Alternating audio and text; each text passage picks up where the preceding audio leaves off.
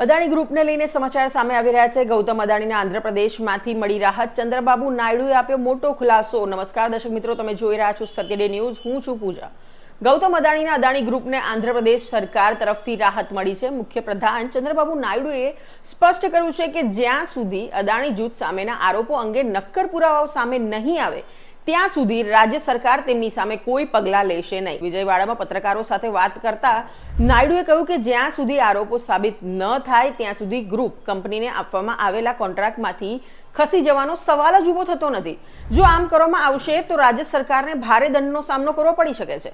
અહેવાલ મુજબ મુખ્યમંત્રીએ કહ્યું કે રાજ્ય સરકાર પાસે પૂરતા પુરાવા નથી અને જ્યાં સુધી તે પુરાવાની પુષ્ટિ નહીં થાય ત્યાં સુધી કોઈ નક્કર પગલાં લેવામાં આવશે નહીં। ચંદ્રબાબુ નાયડુએ કહ્યું, અમને વધુ પુરાવાની જરૂર છે અને તે મળ્યા પછી જ કોઈ નિર્ણાયક પગલાં લેવામાં આવશે।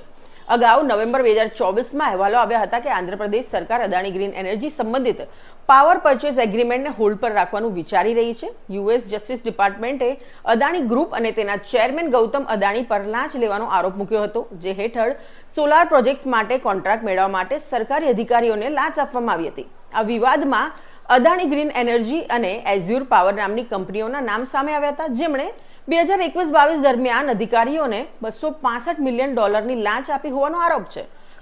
આ બાબતને કારણે આંધ્રપ્રદેશ સરકાર solar energy corporation of India સાથે કરવામાં આવેલા પાવર પરચેઝ એગ્રીમેન્ટ રદ કરવાના વિકલ્પ પર વિચાર કરી રહી હતી, પરંતુ હજુ સુધી રાજ્ય સરકાર આ અંગે કોઈ અંતિમ નિર્ણય લીધો નથી।